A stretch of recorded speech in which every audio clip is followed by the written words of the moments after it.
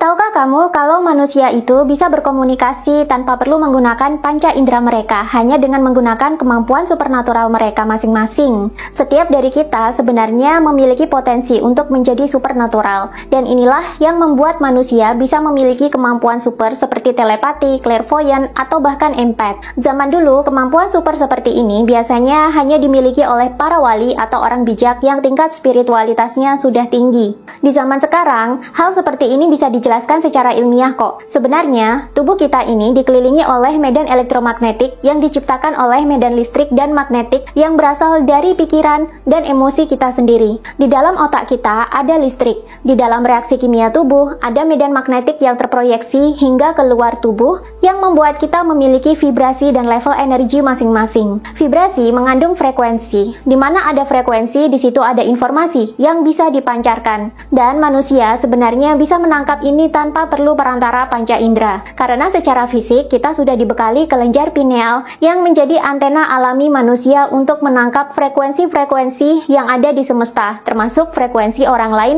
tanpa perlu komunikasi verbal sebelumnya. Batin kita juga bisa merasakan medan elektromagnetik ini. Makanya dalam kebudayaan kuno ada istilah ilmu kebatinan. Ilmu ini sebenarnya bukanlah ilmu untuk mencari kesaktian semata, tapi ini sebenarnya adalah ilmu untuk memberdayakan sisi batin kita sendiri agar peka dan semakin sadar dengan diri sendiri dan sekitar. Dalam kebudayaan Jawa juga ada ajaran meditasi suwung, yakni meditasi untuk mencapai keheningan. Kenapa meditasi ini penting? Karena hanya dengan keheninganlah batin manusia menjadi murni tanpa intervensi pikiran, emosi, atau intervensi dari entitas lain. Ketika sudah menjadi murni, manusia bisa dengan mudah menangkap informasi atau frekuensi yang ada di sekitarnya dengan sejernih mungkin. Ini yang menyebabkan kenapa manusia bisa membaca karakter dan isi hati orang lain walau belum pernah ngobrol sebelumnya. Setelah itu, informasi yang ditangkap ini akan diolah oleh otak dan rasa sejatinya, sehingga hasilnya adalah kebijaksanaan.